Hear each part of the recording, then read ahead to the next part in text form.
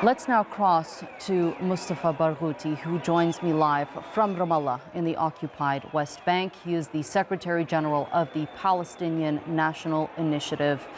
Dr. Barghouti, we're seeing the second batch of the hostages being released there in Palestine Square. Let me get your thoughts. Well, the first thing that came to my mind as a medical doctor is that these four Israeli captives look healthy, in good shape. Clearly, they've been taken care of very well. And in comparison to the scenes of Palestinian prisoners who are released from Israeli jails, who come out after losing a huge amount of their weight, many of them were tortured. We've lost already more than 60 Palestinian prisoners in Israeli jails. So you can compare, I mean, between the way these captives were treated and the way the Palestinian prisoners were treated. But the most important thing is that this deal is working. And hopefully it will continue to work. And today, 200 Palestinian prisoners, captives, will be released. Some of them have been put under life sentences or several life sentences, as we understand. And so 200 of them will be released. Unfortunately, some of them will have to be deported out of Palestine because that's what Israel wants. But nevertheless, their release means a lot to every Palestinian prisoner today, that there is hope that one day they will get out of Israeli jails. They will be able to be free. They will be able to be with their families. Most important is that this ceasefire should continue and become the end of the war, something that Netanyahu have resisted so many times. We could have had this deal back in May. We could have had this deal back in July. We could have saved the lives of 10,000 Palestinians and maybe the lives of tens of Israeli people also as well, including some of the Israeli captives who were bombarded by the Israeli airstrikes on Gaza. This is on their blood is on the hands of Netanyahu, but not only Netanyahu, but also Biden, the American ex-president, who failed to do his job and force Israel to conduct this deal that could have saved lots of lives.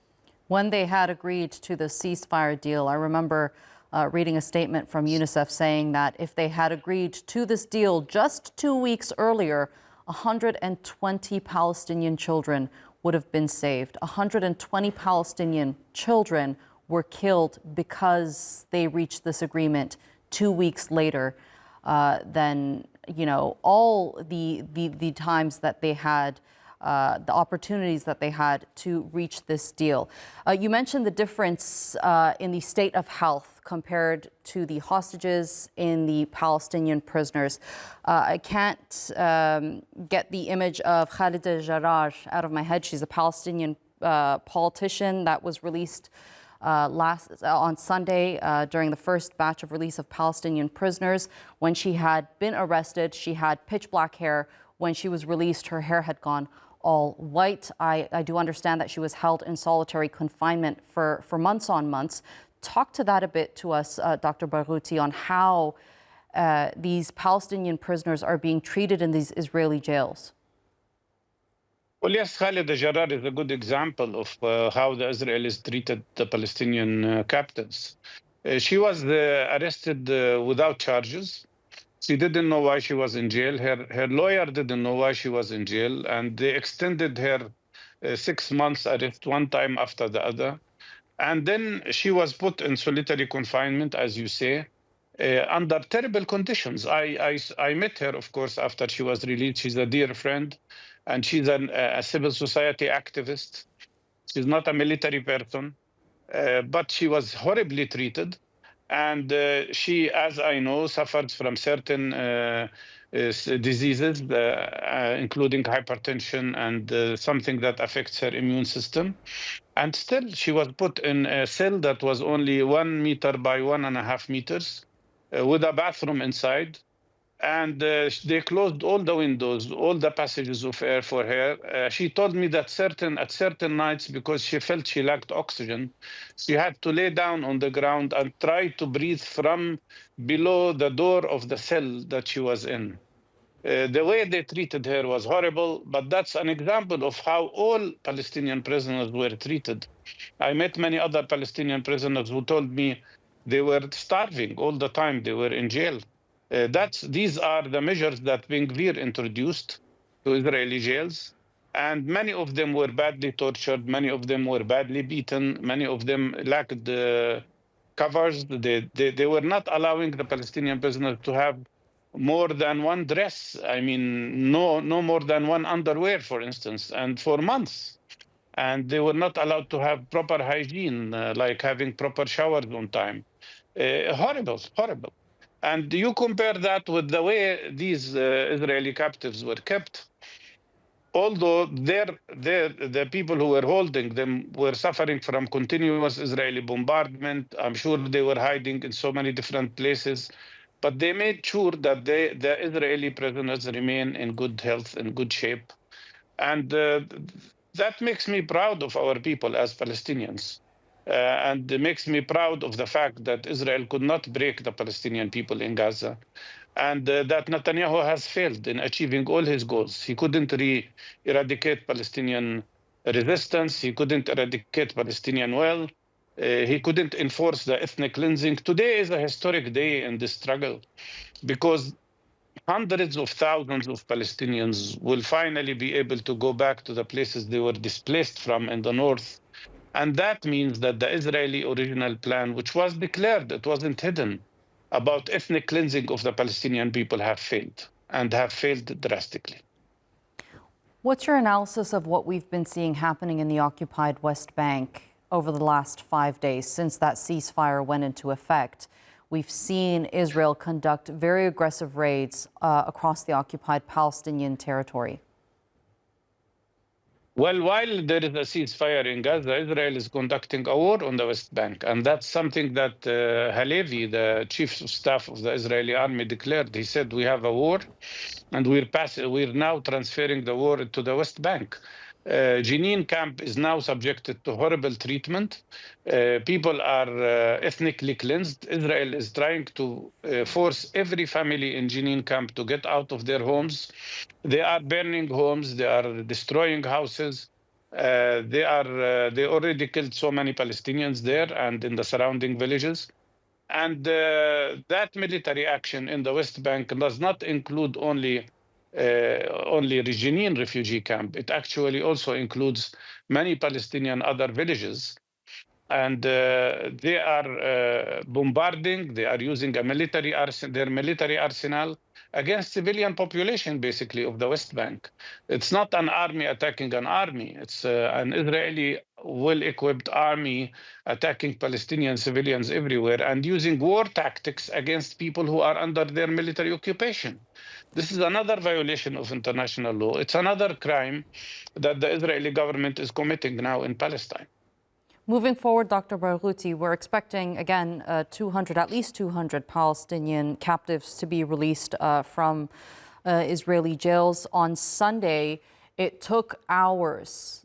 Palestinian families were waiting for hours outside of the Ofar prison, where they were also, tear gassed away from until they were able to finally reunite with their loved ones. What can we expect moving forward today?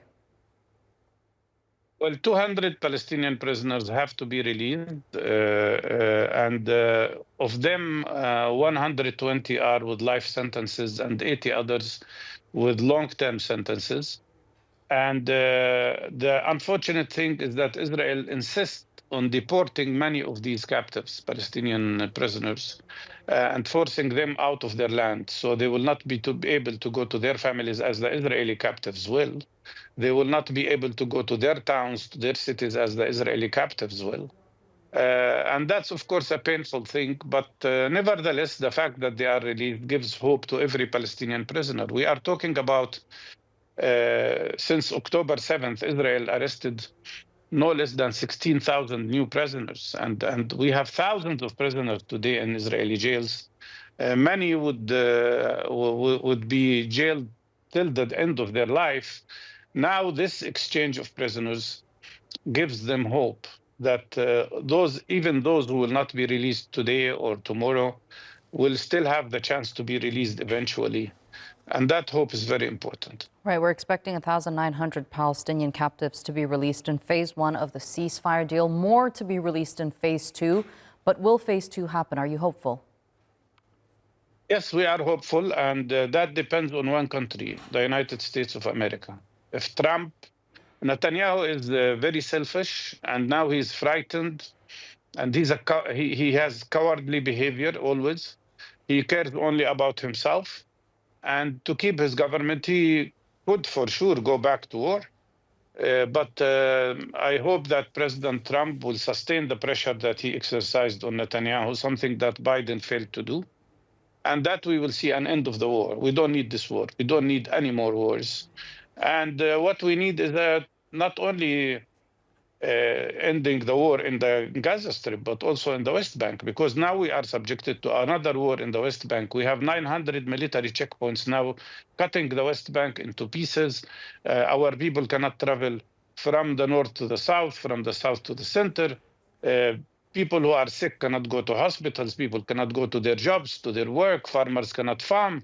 We are in a paralyzed situation because of this terrible Israeli war on us in the West Bank. So we need this to end.